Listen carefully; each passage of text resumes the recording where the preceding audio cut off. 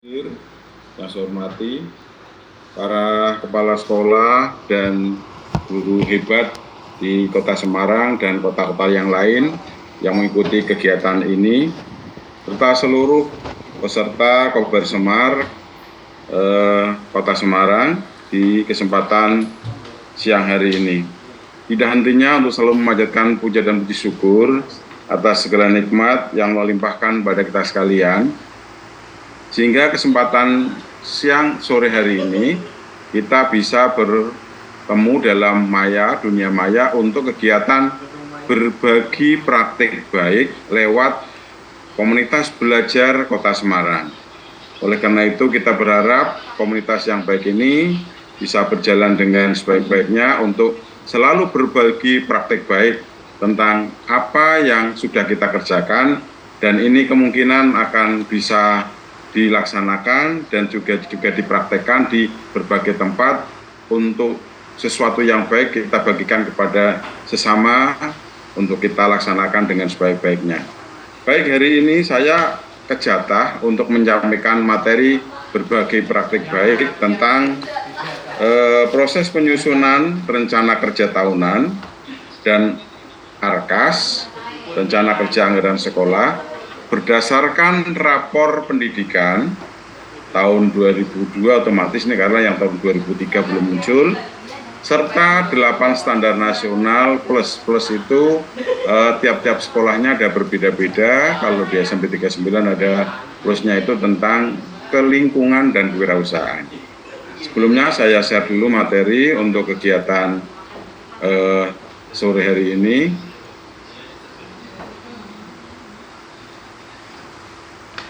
Bisa tampil Bapak Ibu? Oke, bagus. Siap tampak, ya. Baik, kita mulai. Insya Allah saya diberi waktu kurang lebih 25 sampai 30 menit untuk kegiatan ini. Nanti saya sampaikan secara singkat saja. Nanti secara detail kita laksanakan di proses tanya jawab yang akan dipandu oleh Ibu Nora. Jadi proses penyusunan rencana kerja tahunan dan rencana kerja program anggaran sekolah bisa kita laksanakan. Alur penyusunannya adalah persiapan. Persiapan ini kita laksanakan adalah dengan ini yang saya kerjakan di SMP 39 adalah saya membentuk tim pengembang sekolah. Tim pengembang sekolah ini yang meliputi 9 standar. 8 standar nasional plus 1 itu maksudnya yang tadi saya sampaikan adalah kaitannya dengan standar lingkungan dan standar kewirausahaan. Kita tambah itu karena 39 merupakan bagian dari sekolah adiwiyata, sehingga ini harus kita laksanakan supaya kegiatan keadiwiyataan ini berjalan dengan sebaik-baiknya. Selanjutnya kita juga review RKT tahun sebelumnya. Jadi program kerja yang ada di tahun sebelumnya kita review, mana yang sudah kita laksanakan, mana yang belum. Nah, ini termasuk bagian dari review itu, sebagian dari MONEF yang nanti akan dibahas oleh Pak Catonggo kaitannya dan bagaimana memonef RKT dan RKAS yang mungkin sudah kita buat. Sudah belum nanti. Kemudian analisis kondisi sekolah, yaitu meliputi profil sekolah. Jadi kondisi yang ada termasuk menyusun evaluasi diri sekolah tentang bagaimana kondisi yang ada, menyusun kekuatan, mengetahui kekuatan sekolah, juga kelemahan, sehingga analisis SWOT-nya itu berjalan dengan sebaik-baiknya. Kemudian dari sisi rapor pendidikan, perencanaan berbasis data, kita membuka rapor pendidikan tahun 2023, tetapi itu rapor pendidikan yang dihasilkan dari AN dan survei lingkungan tahun 2022. Ternyata tadi saya mengikuti refleksi, evaluasi, perencanaan berbasis data dan rapor pendidikan. Ternyata untuk menyusun rapor pendidikan itu tidak hanya berdasarkan hasil AN, BK, dan Sulingjar yang kita laksanakan, tetapi dari berbagai aspek. Tadi disampaikan oleh kementerian, ada 15 aspek kurang lebih.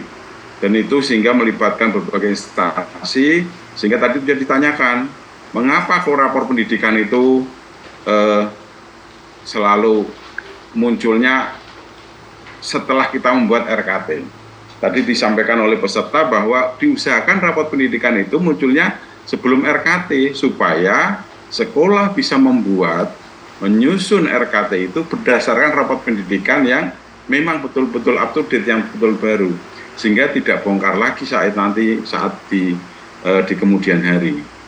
Kemudian mengunduh rapor pendidikan ini sudah, unduh rapor pendidikan ini semua Bapak Ibu guru sekarang mempunyai hak dan bisa mengunduh. Dulu awal-awal yang bisa mengunduh hanya kepala sekolah lewat admin belajar ID kepala sekolah, tetapi sekarang sudah seluruh Bapak Ibu guru. Mengapa seluruh Bapak Ibu guru? Karena memang sekolah itu harus dimajukan tidak hanya oleh kepala sekolah, tetapi seluruh Bapak Ibu guru mengetahui rapornya sekolahnya masing-masing untuk selanjutnya bisa mengantisipasi, kemudian berusaha memaksimalkan fungsi-fungsi atau nilai rapor pendidikan itu yang mungkin masih kurang. Yang merah, yang paling pertama adalah yang merah, kemudian yang oranye, dan selanjutnya. Kemudian menganalisis rapor pendidikan, ini dilaksanakan dengan kegiatan IHT mungkin atau kegiatan yang lain, dan juga membuka prioritas rekomendasi. Nanti kita akan bahas bagaimana kita menyusun RKT itu dengan hanya menggunakan prioritas rekomendasi atau dengan identifikasi, kemudian juga benahi atau dengan yang lain. Nanti kita bahas setelah ini. Kemudian bagian yang kedua adalah tiap standar menyusun kegiatan beserta anggaran. Ini apa namanya ya? Yang kedua tentang berbasis data. Kemudian pendidikan dan prioritas rekomendasi ini meliputi akar masalah, refleksi, dan benahi. Ini yang nanti kita rembuk adalah yang kita bahas tentang bagaimana menyusun RKT dengan teknik mengidentifikasi, dengan teknik refleksi, juga dengan benahi. Kemudian presentasi program baru kita melaksanakan mufakat, tahun ini kita laksanakan seperti itu. Kemudian yang penyusunan dan sosialisasi itu kita mengajak para wakil, para stakeholder di sekolah untuk menyusun draft RKT dari hasil musyawarah dan mufakat. Kemudian dari teman-teman yang sudah kita latih, telah kita beri tugas untuk bisa mempresentasikan draft RKT kepada guru, tendik, dan komite, serta orang tua. Perlu disampaikan bahwa mungkin draft awal dilaksanakan oleh beberapa guru dan PP juga orang tua, tetapi saat penyengasahannya itu dilaksanakan beberapa stakeholder yang harus ada di sana. Sehingga kita langsung bisa menyusun RKT, kemudian sosialisasi RKT, di mana nanti ini akan kita kita arahkan ke Arkas.